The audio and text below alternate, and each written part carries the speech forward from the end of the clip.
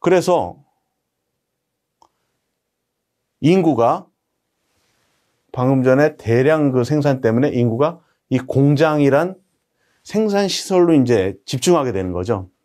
그래서 노동 인구는 공장으로 이제 집중하게 됩니다. 근데 처음에 생겼기 때문에 그 일하는 그 노동자가 어떤 영향이 있는지, 인체에 유해한 게 뭔지 이런 데이터가 하나도 없었어요. 그래서 이 필요한 노동자는 대부분 그 천하고 단순한 작업에 이제 고용됩니다.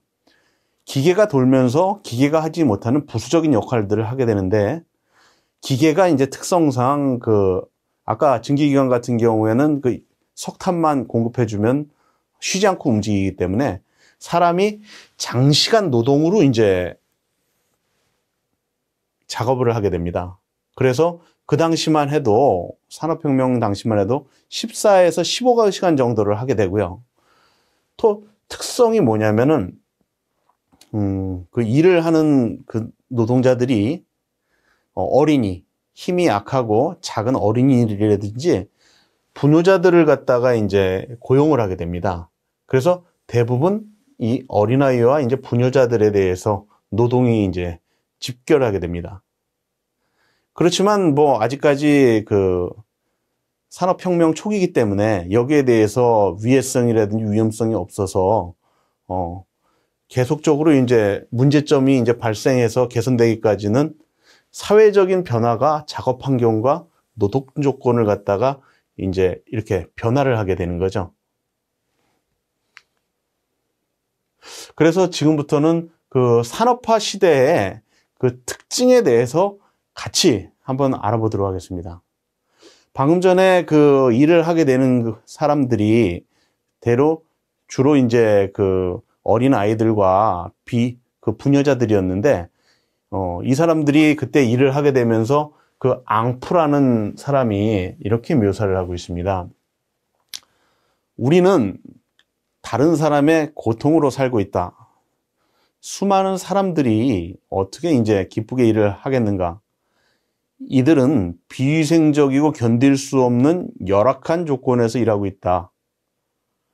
직업을 사랑해야 행복할 수 있는데 이 사람들이 사랑할 수 있는 직업은 어디에 존재하는가?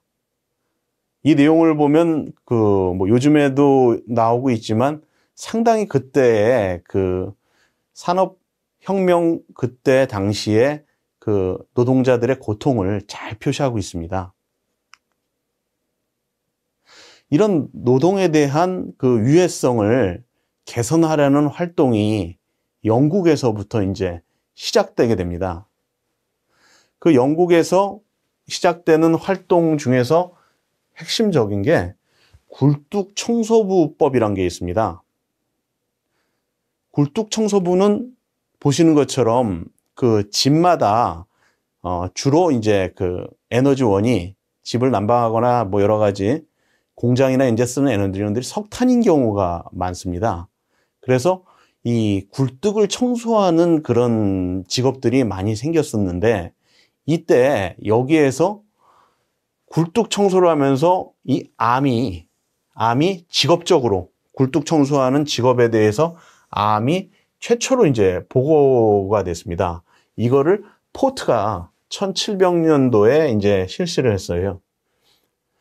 그래서 이 암이 발생하는데 어른도 아닌 어린이 중에서 이제 굴뚝 청소부한테 암이 굉장히 많이 발생했었습니다. 특히 이제 남자의 이제 생식기인 음낭암의 발생 원인이 그 석탄을 태운 데서 나온 이제 검댕이라고 이 포트가 이제 규명을 했습니다. 그래서 이런 위험성에 대해서 영국 사회에서도 1700년도부터 인지를 하게 되는 거죠. 그래서 결국은 이 포트의 노력으로 1788년도에 굴뚝 청소부법이 통과하게 됨으로써 산업위생학에 중요한 법적 제도가 이제 생기게 되는 것입니다. 여기 그림을 한번 같이 보실까요? 여기에 있는 그 사람은 이 어린이 이제 굴뚝 청소부입니다.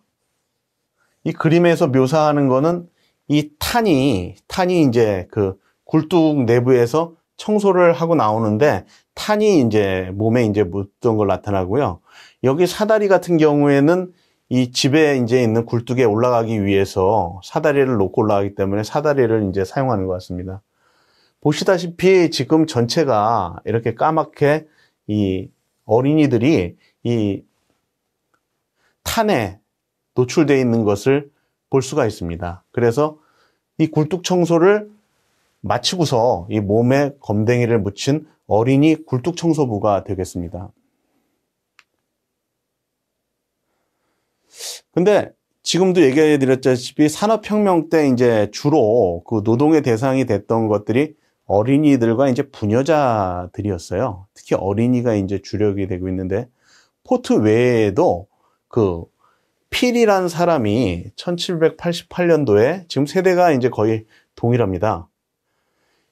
자신이 가지고 있는 그 방직 공장에서 집단적으로 이제 발진 티푸스가 이제 발생했습니다. 그래서 병이 생겨서 이것을 집단적으로 이제 원인 조사를 하게 됩니다. 그래서 거기를 이제 모체로 해서 1802년도에 그 도제 건강 및 도덕법이 을 이제 제정하는데 이제 역할을 하게 됩니다. 이 도제라는 거는 뭐냐면은 견습공 또는 공장에서 일하는 밑에 그 보조 이런 것을 하는 사람들인데요.